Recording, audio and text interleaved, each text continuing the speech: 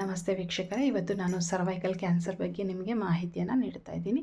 ಏನಿದು cervical cancer ಅಂದರೆ, ಈ ಗರ್ಭಾಶಯ ಇರುತ್ತಲ್ವ ಹೆಣ್ಣುಮಕ್ಕಳಲ್ಲಿ, ಅದರ ಒಂದು ನಾಳ ಇರುತ್ತೆ, ಓಪನಿಂಗ್ ಆಗುವಂಥ ಜಾಗದಲ್ಲಿ ನಮ್ಮ ದೇಹದ ಅಲ್ಲದೆ ಇರುವಂಥ ಜೀವಕೋಶಗಳೇನಾದರೂ ಚಿಕ್ಕದಾಗಿ ಗೆಡ್ಡೆ ಥರ ಬೆಳೀತಾ ಹೋದರೆ ಅದನ್ನು ನಾವು ಸರ್ವೈಕಲ್ ಕ್ಯಾನ್ಸರ್ ಅಂತ ಕರಿತೀವಿ.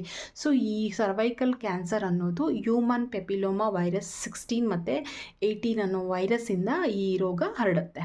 ಸೊ ಈ ರೋಗ ಇರುವಂತಹ ಹೆಣ್ಣು ಮಕ್ಕಳಲ್ಲಿ ಯಾವ ಲಕ್ಷಣಗಳಿರುತ್ತೆ ಅಂದರೆ, ಇನ್ ಬಿಟ್ವೀನ್ ಪೀರಿಯಡ್ಸ್ ಮಧ್ಯದಲ್ಲಿ ಸಿಕ್ಕಾಪಟ್ಟೆ ಬ್ಲೀಡಿಂಗ್ ಆಗ್ಬೋದು, ಪೀರಿಯಡ್ಸ್ ಟೈಮಲ್ಲಿ ಬ್ಲೀಡಿಂಗ್ ಆಗ್ಬೋದು, ಪೀರಿಯಡ್ಸ್ ಟೈಮಲ್ಲಿ ಫೌಲ್ ಸ್ಮೆಲ್, ಏನಾದರೂ ಕೆಟ್ಟದಾಗಿ ಸ್ಮೆಲ್ ಬರ್ಬೋದು, ಅಥವಾ ವೆಜನಲ್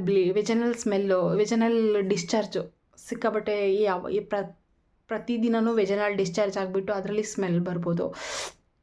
ತುಂಬ ಬ್ಯಾಕ್ ಪೇನ್ ಇರ್ಬೋದು, ಅಥವಾ ಹೊಟ್ಟೆಯ ಕೆಳಗಡೆ ಜಾಗದಲ್ಲಿ ಹೊಟ್ಟೆಯ ಕೆಳಗಡೆ ನಿಮಗೆ ಏನು ಸಿಕ್ಕಾಪಟ್ಟೆ ಪೇಯ್ನ್ ಬರ್ತಾ ಇರ್ಬೋದು. ಗಂಡ ಹೆಂಡತಿ ಜೊತೆ ಸೇರಿದಾಗ ನಿಮಗೆ ಸಿಕ್ಕಾಪಟ್ಟೆ ಪೇಯ್ನ್ ಬರ್ಬೋದು. ಸೊ ಈ ಥರ ಏನಾದ್ರು ಲಕ್ಷಣಗಳು ನಿಮಗೆ ಕಾಣಿಸ್ಕೊಂಡ್ರೆ ತಕ್ಷಣ ಹೋಗ್ಬಿಟ್ಟು ನೀವು ಈ human papilloma virus screen ಮಾಡಿಸ್ಕೊಳೋದು, test ಮಾಡಿಸ್ಕೊಳೋದು ಒಳ್ಳೆಯದು. ಈ ಸರ್ವೈಕಲ್ ಕ್ಯಾನ್ಸರ್ಗೆ ಇವಾಗ ಕೇಂದ್ರ ಸರ್ಕಾರದವರು ಗಾರ್ಡಿಸೆಲ್ಲಾ ಅಂತ ಹೇಳ್ಬಿಟ್ಟು ವ್ಯಾಕ್ಸಿನೇಷನನ್ನು ರಿಲೀಸ್ ಮಾಡಿದ್ದಾರೆ. ಸೊ ಈ ವ್ಯಾಕ್ಸಿನ್ ಅನ್ನೋದು 9 to 14 ಇಯರ್ಸ್ಗಳಲ್ಲಿ ಒಂದು 2 ಡೋಸನ್ನು ತೊಗೋಬೇಕಾಗತ್ತೆ. ಆಫ್ಟರ್ 14ಇಂದ 40 ಇಯರ್ಸ್ವರೆಗೂ ನಾವು ವ್ಯಾಕ್ಸಿನೇಷನನ್ನು ತೊಗೋಬೋದು. 9 to 14 ಇಯರ್ಸಲ್ಲಿ ಈ ಒಂದು ವ್ಯಾಕ್ಸಿನೇಷನ್ನ ಯಾವ ರೀತಿ ತೊಗೋಬೇಕು ಅಂದರೆ, ಫಸ್ಟ್ ಡೋಸ್ ಆಗಿದ್ದು 12 ಮಂತ್ಸಲ್ಲಿ, ವಿತಿನ್ 12 ಮಂತ್ಸಲ್ಲಿ ಸೆಕೆಂಡ್ ಡೋಸನ್ನು ತೊಗೋಬೇಕು. 9 to 14 ಇಯರ್ಸಲ್ಲಿ. 14 to 40 ಇಯರ್ಸಲ್ಲಿ ಯಾವ ರೀತಿ ತೊಗೋಬೇಕು ಅಂತಂದರೆ, ಫಸ್ಟ್ ಡೋಸ್ ಆಗಿದ್ದು 3 ಮಂತ್ಸಲ್ಲಿ ಸೆಕೆಂಡ್ ಡೋಸು, ನೆಕ್ಸ್ಟ್ ವಿತಿನ್ 12 ಮಂತ್ಸಲ್ಲಿ ಥರ್ಡ್ ಡೋಸನ್ನು ತೊಗೋಬೇಕಾಗತ್ತೆ. ವಿತಿನ್ 6 ಮಂತ್ಸಲ್ಲಿ ಮತ್ತು ಇನ್ನೊಂದು ಡೋಸನ್ನು ವಿತಿನ್ 6 ಮಂತ್ಸಲ್ಲಿ 3 ಡೋಸನ್ನು ಕಂಪ್ಲೀಟ್ ಮಾಡಬೇಕಾಗತ್ತೆ.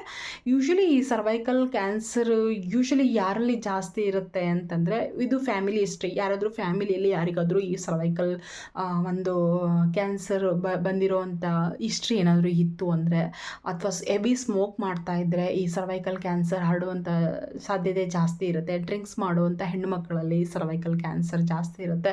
ತುಂಬ ಡಿಹೈಡ್ರೇಷನ್ ಆಗುವಂಥ, ನೀರು ಕುಡಿದೇ ಇರೋದ್ರಿಂದನೂ ಕೂಡ cervical cancer. Usually viral infections ಯಾವಾಗಲೂ ಡಿಹೈಡ್ರೇಟೆಡ್ ಪರ್ಸನ್ಸಲ್ಲಿ ಜಾಸ್ತಿ ಕಾಣುವಂಥ ಸಾಧ್ಯತೆಗಳು ಜಾಸ್ತಿ ಇರುತ್ತೆ. ಆದಷ್ಟು ಬೇಗ ನಿಮ್ಮಲ್ಲಿ ಈ ಥರ ಏನಾದ್ರು ಲಕ್ಷಣಗಳನ್ನು ಕಾಣಿಸ್ಕೊಂಡ್ರೆ ತಕ್ಷಣ ಹೋಗ್ಬಿಟ್ಟು ನೀವು ಹ್ಯೂಮನ್ ಪೆಪಿಲೋಮಾ ವೈರಸ್ಸನ್ನು ಸ್ಕ್ರೀನಿಂಗ್ ಮಾಡಿಸ್ಕೊಂಡು ಇದ್ರ ಬಗ್ಗೆ ಒಂದು ಪ್ರಿವೆಂಟೇಟಿವ್ ಮೆಜರನ್ನು ತೊಗೊಳೋದು ಒಳ್ಳೆಯದು ಅಂತ ಹೇಳ್ಬಿಟ್ಟು ನಾನು ಈ ವಿಡಿಯೋನ ಮುಗಿಸ್ತಾ ಇದ್ದೀನಿ. Thank you.